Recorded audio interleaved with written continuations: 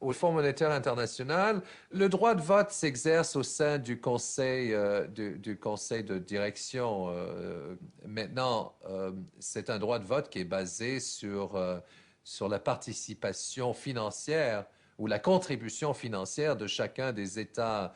En fait, c'est les actionnaires du Fonds monétaire international. Et la même chose pour la Banque mondiale. C'est pas comme aux Nations unies. Alors, les principaux actionnaires du Fonds monétaire international, c'est bien sûr les États-Unis, l'Allemagne, le Japon, la Grande-Bretagne, la France, etc. Mais en fin de compte, ça, c'est un aspect parce que en dessous de cette représentation politique au sein d'une organisation intergouvernementale, il y a d'autres enjeux. C'est les couloirs, c'est le trafic d'influence qui se fait entre Wall Street d'une part et Washington d'autre part. C'est les liens entre le Fonds monétaire et les think tanks, le Heritage Foundation, le Brookings Institute, le Trésor américain est impliqué également, la US Federal Reserve, etc.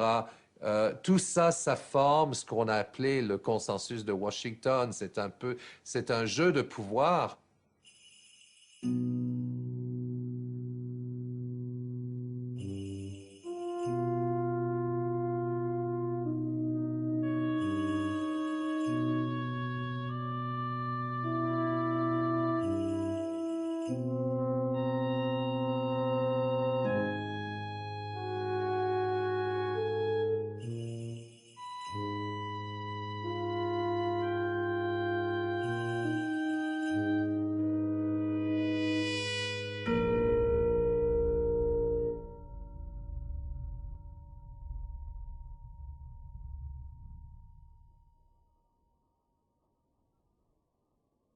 Après la guerre, il y avait naturellement la création du Fonds monétaire international et de la Banque mondiale. Et dans l'esprit de John Maynard Keynes, qui était l'architecte de ces deux institutions, il fallait un troisième larron, une troisième organisation qui aurait été l'Organisation internationale du commerce. Ça n'a pas marché. Les Américains n'en ont pas voulu.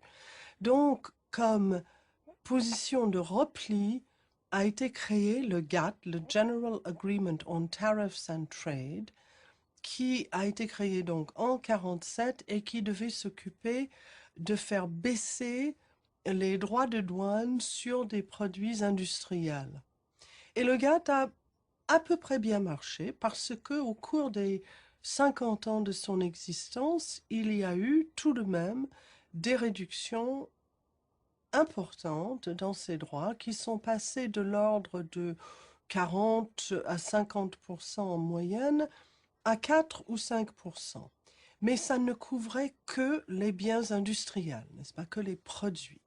Et donc, il a été ressenti le besoin, surtout par des compagnies transnationales financières, de créer une organisation qui couvrirait beaucoup d'autres domaines que simplement les produits industriels. Et c'est pour cela qu'a été, au bout de l'Uruguay Round, le dernier cycle des négociations GATT, est tirée la décision de créer l'Organisation mondiale du commerce qui devient une réalité le 1er janvier 1995 et qui couvre une multitude d'accords, non seulement le GATT qui est toujours, mais l'accord sur l'agriculture, l'accord sur la propriété intellectuelle dit TRIPS, l'accord général sur le commerce des services qui est une immense chose qui couvre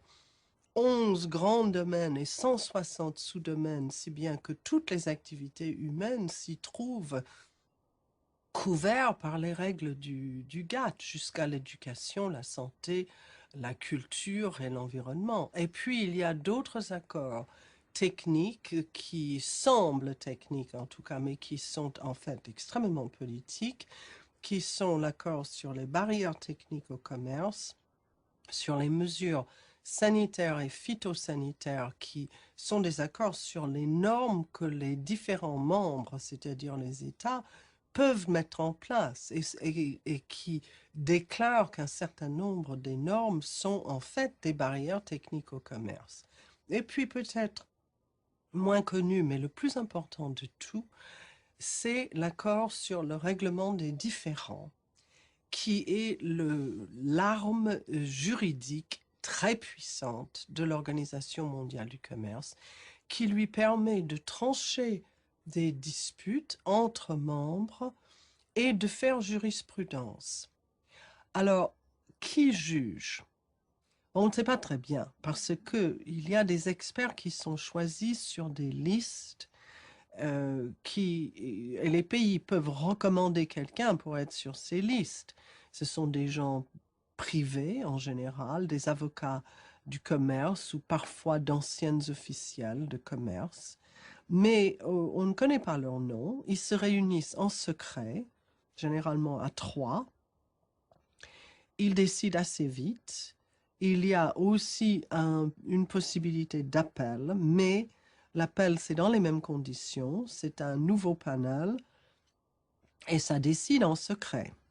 Ce qui est important de comprendre avec l'ORD, avec cet organe de règlement des différends, c'est qu'il est à la fois le législateur, le juriste et l'exécutif, parce que il décide et il établit une jurisprudence.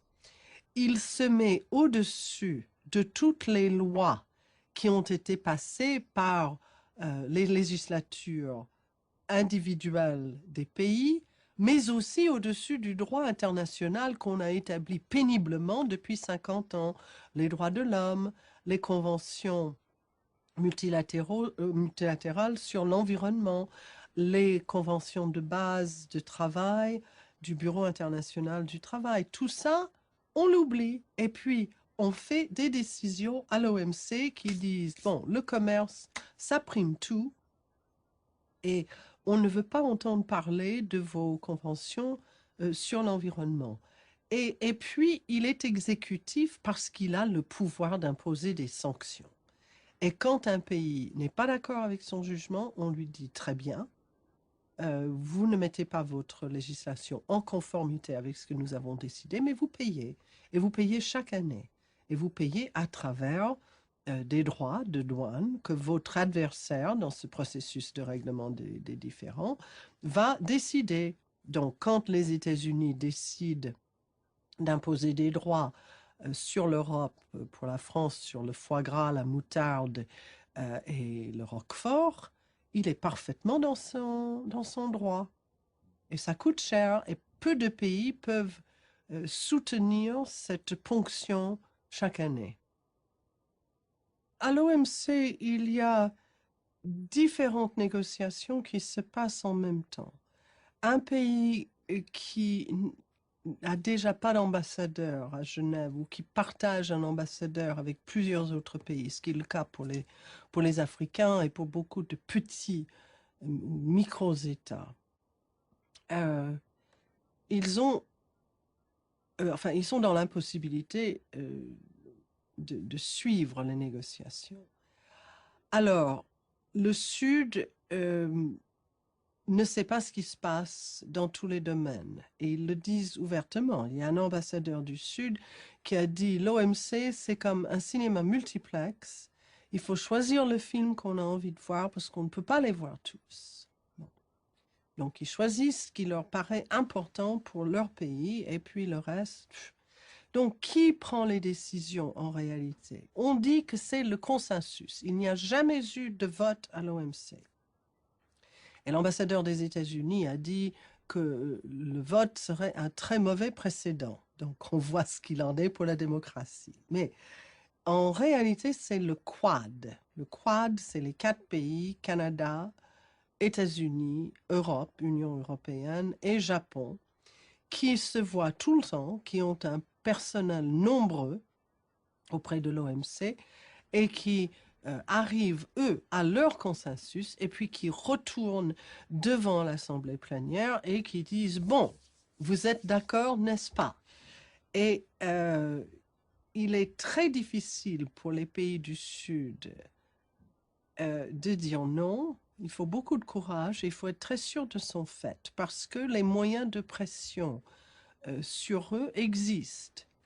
Et il ne faut pas se leurrer. Si vous êtes quelqu'un de dépendant du FMI ou si vous avez des problèmes avec les États-Unis, vous savez que il faut pas trop sortir du rang.